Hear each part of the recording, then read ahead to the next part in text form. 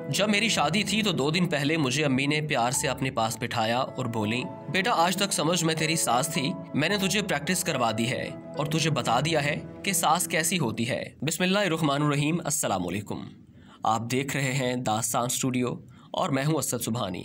नाज़रीन, आज की वीडियो में हम बात करेंगे बेटी की तरबियत कैसी होनी चाहिए। शादी के 3 साल बाद सास ने बहू से पूछा, बहू मुझे एक बात तो बता, मैं तुझे इतनी खराब और खरी खरी बातें सुनाती हूँ और तू पलटकर जवाब भी नहीं देती और गुस्सा भी नहीं करती, बस हंसती रहती है।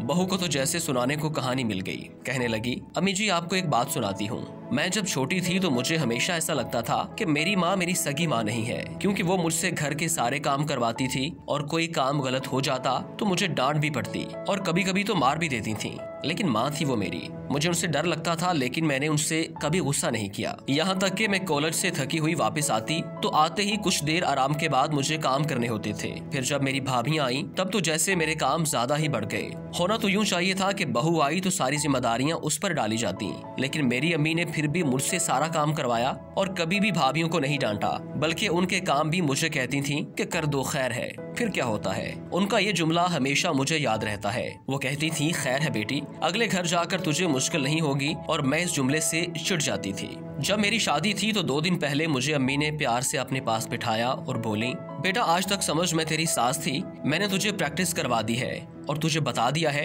कि सास कैसी होती है। अब आज से मैं तेरी माँ हूँ। अब तेरी शादी हो रही है तो बेटा जब तुम्हारी सास तुम्हें कुछ कहे तो समझना कि जैसे मैं कहती थी वैसे ही तेरी माँ तुझे डांट रही है। बस यही बात थी कि मुझे आपकी बातें बुरी नहीं लगती, क्योंकि मेरी अम्मी ने मुझे प्रैक्टिस करवा के भेजा है। और अम्मा जी आपने तो कभी इतना डांटा ही नहीं है जितना मेरी अम्मी डांटती थी। तौबा तौबा। बहू हंसती हुई किचन में चली गई और सास सोचती रही कि क्या वाकई बेटियों की तरबियत ऐसी करनी चाहिए।